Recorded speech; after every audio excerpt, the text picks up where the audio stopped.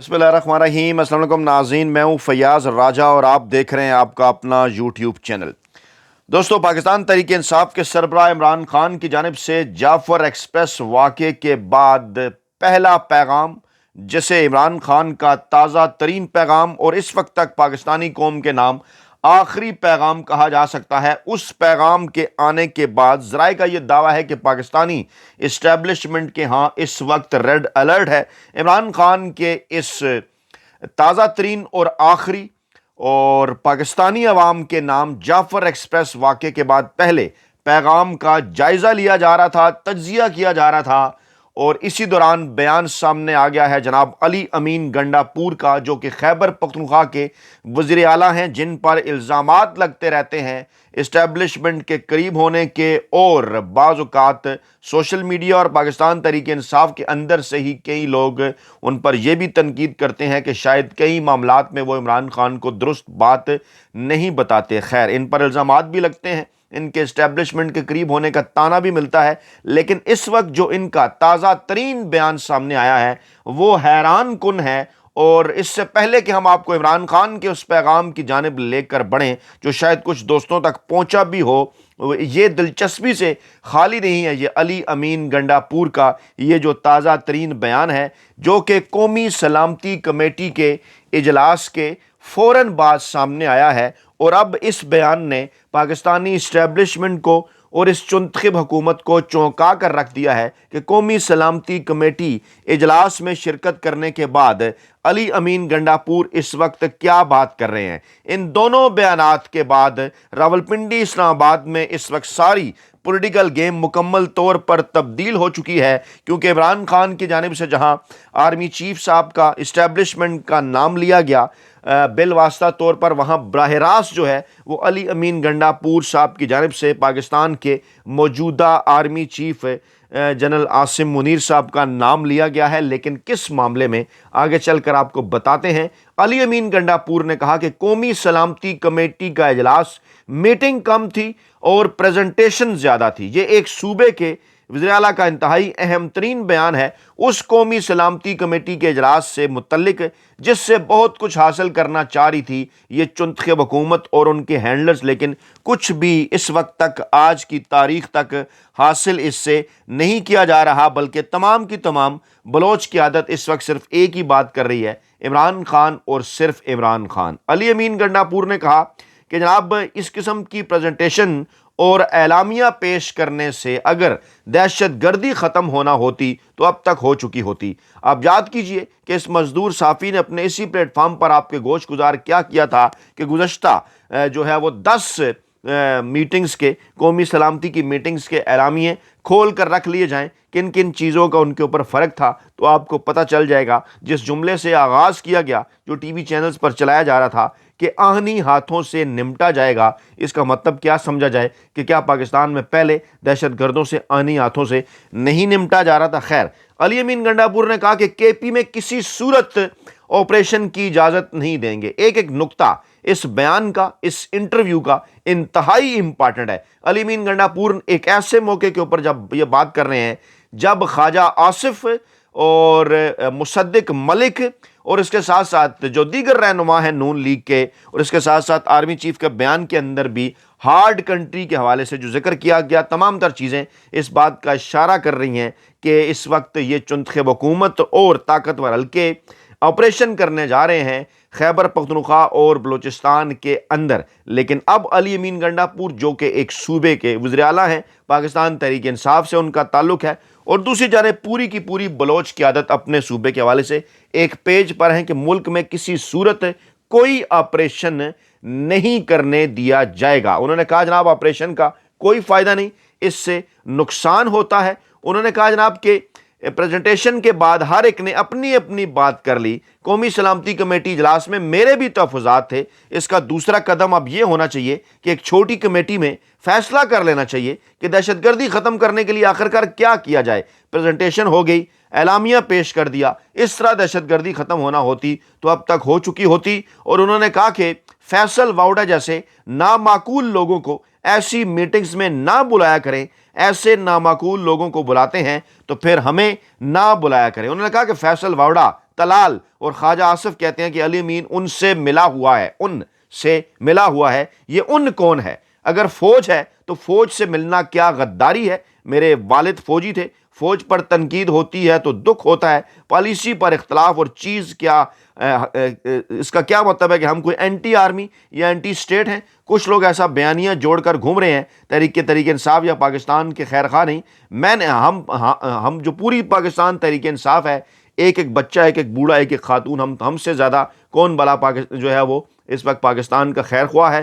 انہوں نے کہا کہ میں نے عمران خان کے احکامات فالو کرنے ہیں، کسی وی لاگر یا سوشل میڈیا کو نہیں، اور میرے آرمی چیف سے ٹھیک تعلقات ہیں، لیکن اس بات پر اختلاف ہے کہ لوگوں کے گھروں پر چھاپے مارے جاتے ہیں، تشدد اور غائب کیا جاتا ہے۔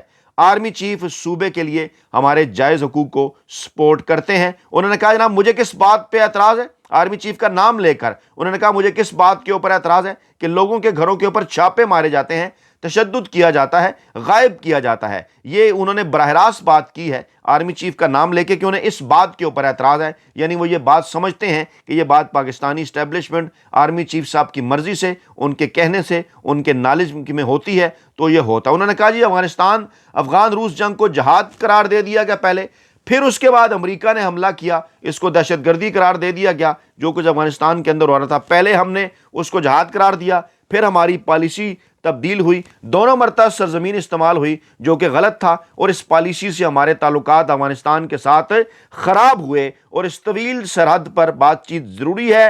اور میں نے 2 ماہ ہو چکے ہیں، کے پی حکومت نے ٹی او آرز بنا کر بھیجے ہوئے ہیں، وفاقی حکومت کو جرگے نے کافی کام کر لیا ہے، لیکن ابھی تک آگے سے کوئی جواب نہیں۔ عوام کے بغیر یہ جنگ جیتنا ناممکن ہے، اداروں سے اعتماد اٹھ چکا ہے۔ گڈ طالبان کیا ہیں؟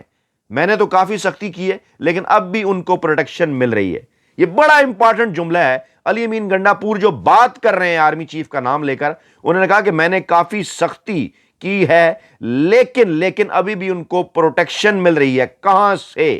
میں نے کل ایک ویلاگ آپ کے سامنے کیا تھا جس میں نے تاریخ آپ کو بتائی تھی کہ کیا پاکستان کی خفیہ ایجنسی طالبان کے پیچھے ہے، اور اس کے اوپر کچھ حقائق بھی آپ کے سامنے رکھے تھے۔ سوال پوچھا تھا کہ اس وقت ریاست پاکستان کی کیا پالیسی ہے، کیونکہ ماضی میں تو یہ پالیسی رہی، طالبان کو بنایا بھی، اس کے بعد پھر ضیاء دور میں جو کچھ ہوا، پھر افغان وار میں کیسے گئے، یہ ساری ایک تاریخ ہے، کتابوں کی مدد سے ہم آپ کے سامنے رکھ چکے۔ انہوں نے کہا کہ اڈے بنے ہوئے تھے طالبان کے اور کھلے عام گھومتے تھے، میں نے یہ بند کیے ہیں، اور گڈ طالبان وہ لوگ تھے جنہوں نے سرنڈر کیا۔ اب ان سے توقع کی جا رہی کہ جنگ جیت کر دیں گے۔ ایک مرتبہ سرنڈر ہمیشہ کے لیے سرنڈر ہوتا ہے، پھر وہ دوبارہ فیلڈ میں لڑتا نہیں ہے۔ ہمیں ان کی کیا ضرورت ہے؟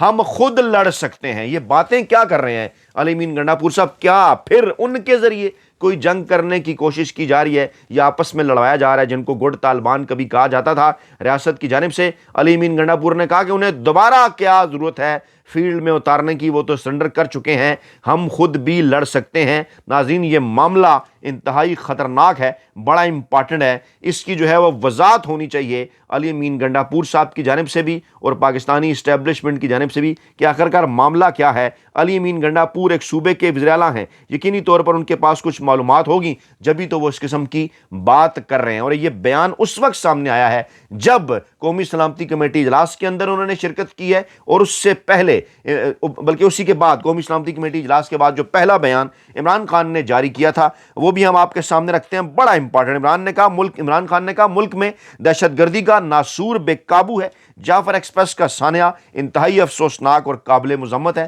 لے خواجہ آصف صاحب، ملاقات ہوئی عمران خان سے، ان کا بیان بھی آ گیا، اس کے بغیر تو آ نہیں سکتا تھا، مذمت ہو گئی۔ اس قسم کی منظم دہشت گردانہ کاروائیاں کسی بھی ملک کی سیکیورٹی پر سوالیہ نشان ہے۔ دہشت گردی کے واقعات میں فوجی اور سویلینز کی قیمتی جانوں کے ضیاع کا جتنا دکھ ہمیں ہے کسی کو نہیں ہو سکتا، کیونکہ تحریک انصاف وہ واحد سیاسی جماعت ہے جس سے تمام صوبوں کی اکثریت جڑی ہے۔ لے جناب، یہ مزدور صافی یہ کب سے آپ کے سامنے یہ بات کر رہا کہ واحد اس وقت وفاق کی اکائی پاکستان تحریک انصاف عمران خان نے بات کی۔ انہوں نے کہا کہ افسوسناک امر یہ ہے کہ تمام ایجنسیاں دہشت گردی کی روک تھام کی بجائے تحریک انصاف کو ختم کرنے پر لگائی ہوئی ہیں۔ تحریک انصاف کی جانب سے نیشنل سیکیورٹی کمیٹی کے بائیکاٹ کا فیصلہ بالکل درست ہے۔ اس اجلاس میں نہ مجھے بلایا گیا، نہ میری رائے لی گئی، اور نہ ہی بلوچستان کے نمائندوں کو بلایا گیا۔ ان کی نیت اس معاملے میں صاف ہوتی تو میری جماعت کے ارکان کو سب سے پہلے مجھ سے مشاورت کرنے کی اجازت دیتے۔ اس وقت تحریک انصاف پاکستان کی واحد جماعت ہے جس کی سپورٹ تمام وفاقی اکائیوں کے اندر موجود ہے، جبکہ پیپلز پارٹی اور نون لیگ سندھ اور پنجاب کے چند مخصوص علاقوں تک محدود ہو کر رہ گئی ہیں۔ ملک کی سب سے بڑی جماعت اور فیڈریشن کی علامت واحد سیاسی پارٹی کے سربراہ کو باہر رکھ کر کون سا اتفاق رائے حاصل کیا جا سکتا ہے؟ اردلی حکومت کی خارجہ اور داخلہ پالیسیاں ملک کے لیے زہر قاتل ہیں۔ دہشت گردی کا مسئلہ صرف تب حل ہوگا جب اس کا سیاسی حل دریافت کیا جائے گا۔ اور اس سے پچھلا جملہ میں دوبارہ پڑھتا ہوں، عمران خان نے کہا افسوسناک امر یہ ہے کہ تمام ایجنسیاں دہشت گردی کی روک تھام کی بجائے تحریک انصاف کو ختم کرنے پر لگائی ہوئی ہیں۔ عمران خان نے سیاسی حل کی بات کی، ان لوگوں کی منشا کے مطابق ان کے فیصلے ہوں گے۔ دہشت گردی کا مسئلہ صرف فوجی حکمت عملی سے حل نہیں ہو سکتا۔ ہمسایہ ممالک کو لے کر ہماری خارجہ پالیسی آزاد اور خود مختار ہونی چاہیے۔ افغانستان کے ساتھ معاملات بات چیت کے ذریعے حل ہونے چاہیے۔ رجیم چینج کے بعد ان کی اس غیر سنجیدگی کا اندازہ اس بات سے لگا لیں کہ بلاول نے پوری دنیا کے دورے کیے لیکن ایک بار بھی افغانستان نہیں گیا۔ فوجی آپریشنز کبھی بھی مسائل کا حل نہیں ہوتے۔ بڑی بڑی جنگوں کا حل بھی مذاکرات اور امن و استحکام کی کوششوں ہی سے نکلتا ہے۔ ملک صرف تب بھی متحد اور مضبوط رہ سکتا ہے جب عوامی مینڈیٹ کا احترام کیا جائے، سیاسی جماعتوں کو ان کی جگہ دی جائے اور اسٹیبلشمنٹ سیاست میں مداخلت سے باز رہے۔ 71 میں بھی ایک سیاسی جماعت کو دیوار سے لگایا گیا، پھر جو ہوا وہ تاریخ بھلا نہیں پائی۔ تب بھی اگر سیاسی جماعتوں کو متوازن مواقع ملتے تو ملک دو لخت نہ ہوتا۔ آج بھی لوگوں کی آواز کو دبایا جا رہا ہے اور ان کی نمائندگی کرنے والی سیاسی جماعتوں کا گلا گھونٹا جا رہا ہے۔ بلوچستان میں یہی ماڈل نافذ کیا گیا جس کی وجہ سے آج وہاں کے حالات بے قابو ہیں۔ جب تک عوام کے نمائندہ حکومتوں کو اقتدار منتقل نہیں کیا جائے گا یہ مسائل جوں کے تو رہیں گے بلکہ بڑھتے جائیں گے۔ عمران خان نے کہا اردلی حکومت مجھ پر دباؤ ڈالنے کے لیے تمام غیر قانونی ہتھکنڈے استعمال کر رہی ہے۔ میری اہلیہ کو بیجا جیل میں ڈالا گیا، نہ تو یحییٰ خان نے مجیب الرحمان کی اہلیہ کو جیل میں ڈالا، نہ جنرل ضیاء نے بھٹو کی اہلیہ کو جیل میں ڈالا اور نہ ہی مشرف نے کلثوم نواز کو جیل میں ڈالا، مگر اس اسٹیبلشمنٹ نے اخلاقی پستی کی بدترین سطح پر پہنچ کر میری اہلیہ کو بھی جعلی کیسز میں پابند سلاسل کر رکھا ہے۔ پچھلے قریباً ایک ہفتے سے میری مواصلات کے ذرائع تک رسائی پر کڑی بندش ہے، بند کر دیے ہیں اخبارات اور ٹی وی۔ حالات حاضرہ سے بے خبر رکھنے کے لیے ٹی وی دیکھنے پر پابندی عائد ہے۔ اخبار اور کتابوں کی ترسیل بھی معطل ہے۔ میرے بچوں سے میری بات نہیں کروائی گئی، بار بار یاد دہانی کے باوجود مروجہ طریقے کے مطابق 90 دنوں میں میری اہلیہ سے 72 گھنٹے کی ملاقات بھی نہیں کروائی جا رہی۔ میرے ذاتی معالج کو مجھ سے ملاقات کی اجازت نہیں دی جا رہی، نہ ہی ڈینٹسٹ کو ملوایا جا رہا ہے۔ میرے پارٹی رہنماؤں سے ملاقات بھی نہیں کروائی گئی۔ مجھے مکمل طور پر بے خبر رکھا گیا تاکہ اے پی سی کے بارے میں مجھے علم نہ ہو سکے۔ یہ جو کچھ بھی کر لیں میں ان کی فسطائیت کے آگے نہ ہی پہلے جھکا تھا اور نہ ہی اب جھکوں گا۔ میں پاکستان کی حقیقی آزادی کے لیے کھڑا تھا، کھڑا ہوں اور کھڑا رہوں گا، چاہے مجھے تمام عمر جیل میں کاٹنی پڑے۔ میں انشاءاللہ اپنے ملک اور اپنی قوم کی خود مختاری کے لیے آخری سانس تک لڑوں گا۔ لے جناب، یہ ہے عمران خان کا وہ بیان جو کہ قومی سلامتی کمیٹی کے اجلاس کے بعد پاکستانی عوام تک پہنچا اور جعفر ایکسپریس آنے کے بعد باقاعدہ طور پر یہ عمران خان صاحب کا پہلا بیان ہے اور بالکل ایک قومی رہنما کی طرح تمام تر نکات کھول کر دل کا حال، حقائق، تاریخ پر گہری نظر، تمام تر چیزیں عمران خان نے پاکستانی عوام کے سامنے کھول کر رکھ دیں۔ ایک بار پھر سیاسی قوتوں کو عمران خان نے یہ بتا دیا، یہ یاد کرایا کہ جناب آپ نے ہی لیڈ لینی ہے، آپ نے ہی آگے آنا ہے۔ اسٹیبلشمنٹ کو ایک بار پھر واضح کر دیا کہ نہیں جناب، آپ کا سیاسی معاملات کے اوپر کسی قسم کا کوئی کام نہیں، آئین اور قانون کے مطابق آپ نے اپنی ذمہ داری سر انجام دینی ہے۔